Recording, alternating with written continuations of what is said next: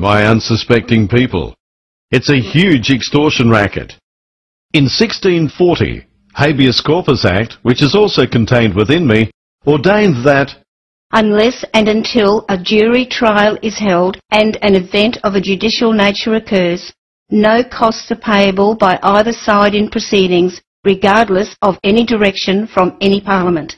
In other words, only a jury can award costs, and any ruling made by a single judge without your consent or a jury is illegal and invalid.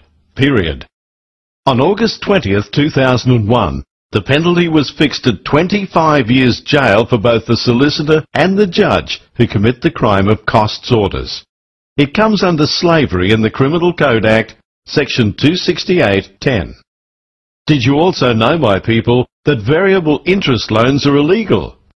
For a loan contract or any agreement under common law, there are 8 essential elements.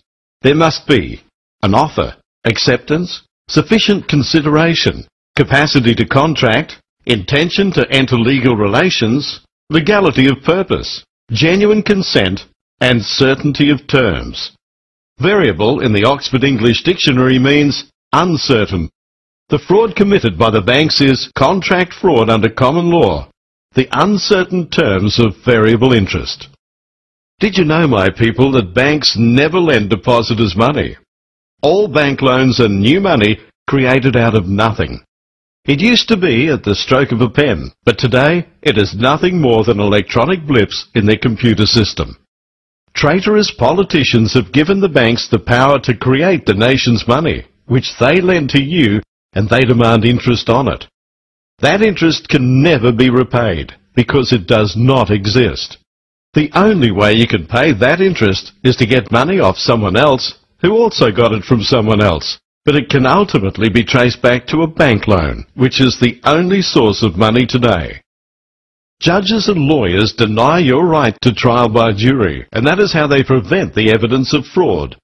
They protect the banks who dispossess tens of thousands of families of their homes and property every year, and they are directly responsible for many suicides. It is modern-day slavery. Slavery has long been a sad part of man's history, yet in 1807 it was abolished through the dedicated efforts of one man, William Wilberforce. He had no internet, no CDs, no phones, none of the powerful means of communication you have today. He won the victory in the courts and in the Parliament using the very same laws and rights you still have, and he won the battle against formidable and powerful enemies. How did he do it? As a genuine Christian, he had little interest in sanctimonious gatherings in pews of indifference behind closed doors. Like a true evangelist, he took the message out to the people, and he knew that a jury of 12 who genuinely prayed, "So help me God," is the most powerful weapon against tyranny, fraud and corruption that you have. This is practical Christianity in action. Slavery has been around a long time. It was abolished by the power of God, not by a flash of lightning miracle, but through informed jurors. But did you know that juries also have the power to overrule and abolish bad laws? Yes, and that includes most of the rules found in an insidious document used by lawyers and judges today. It's called the Uniform Civil Procedures Rules. It is an illegal act passed by traitorous politicians without a referendum and ignored by apathetic churchmen. Most of it would be thrown out immediately if exposed to an informed jury. It was dreamed up by solicitors and judges for their own financial gain. They ignore me completely, and most of their 600 or so rules are in direct conflict with both my Section 109 and Section 15A of the Acts Interpretation Act, and yet they are continually changing their rules. That evil document is based on the lie that a single judge can make orders without your consent or without a jury, just like Big Bad John, King John. Section 109. When a law of a state is inconsistent with the law of the Commonwealth, the latter shall prevail, and the former shall to the extent of the inconsistency be invalid. Remember sections 79 and 80 regarding single judges and juries? Now do you understand why they're so afraid of me, and especially juries? Your slavery today is not with whips and chains. It is much more subtle.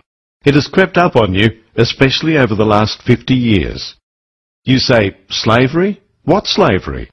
Then why are you going to pay over $1 million for your $300,000 home? Who gets the extra $700,000? Why do you pay up to half your income in taxes? If you don't pay, they'll fine you or jail you. And you say you're not a slave? Please don't say that all your taxes are used to run the country. A major chunk of your tax tribute is to pay the interest on government debts to the bank. Did you know that in 1920, taxation was only 2.5%? You are slaves today to public debt, inflation, bankruptcies which can result in suicides, and foreclosures on your homes and small businesses. How would you like to buy your $300,000 home under a proper money system? The $300,000 is made up of raw materials and human effort, nothing else. Under a proper system, your home loan is really credit granted to you for your future work and production. That is, your ability to repay. Regardless of who prints the money, tickets or electronic blips on a computer, be it government or even a bank operating legally, your new home represents an increase in the national wealth, namely one house. But there is one extra human effort to include. That is the bookkeeping for that new money. Suppose you make 300 payments, so someone has to do 300 bits of work. Allow them $50 per payment. That's a total of 300 by $50, or $15,000. So the total cost of your home should not be $1 more than $315,000. And that is the amount to be created. And you agree to repay it at $1,050 per month for 300 months, or 25 years. Listen carefully. Under that proper system, there would be zero inflation. But under the current interest system, you must repay over $1 million. That, my people, is the source of all inflation, and that is your slavery. You can defeat this modern slavery by firstly reclaiming the courts. They belong to you, my people. Read my chapter 3 for the administration of justice. Don't be deceived by judges and solicitors who will try and tell you that I am not valid today. The High Court says they're lying. When you play your part to make sure this CD is widely distributed, there will be vicious reaction when you start taking banks and solicitors to court in thousands of actions for their fraud. That is, variable interest and costs orders. You can go back 6 years. Now they'll argue that if every trial is going to be by a jury, then the courts would be jammed. Not so. Did you know that when a jury trial is actually granted these days, over 90% of cases are settled out of court before the jury trial? It is solicitors who encourage the ongoing court actions. They grow fat off their incestuous system. Now you know why they desperately protect each other against anyone exposing their crimes and fraud. It's been well known that for many years there's been much abuse of the law by judges and solicitors in the Federal Magistrates Court, and it was starting to be exposed. No wonder they were anxious to abolish that court on the 5th of April 2009. Their story was that it was uneconomic. Yeah, right. Nevertheless, you can expect a lot of lies and attacks against this CD from the media. They will lie, they will distort the facts, and they will rubbish any reform as printing press money, wild inflation or whatever. Of course, notes and coins are made on printing presses. They don't grow on trees. Whatever they do, even threats of massive financial crisis, don't panic. It's not a problem, because under Section 51, your government can, in only a few weeks, restore your money system to represent the real wealth, your farms, your minerals, your homes, your transport systems, and much else. Generally, politicians are not held in the highest esteem, but they too have mortgages and children trying to buy a home or get a job. When they get to understand the solution and forget the party politics, they have access to honest experts who know how to fix the money system legally, morally, and efficiently. Governments do not have to go cap in hand to banks for finance to build roads, hospitals, or whatever.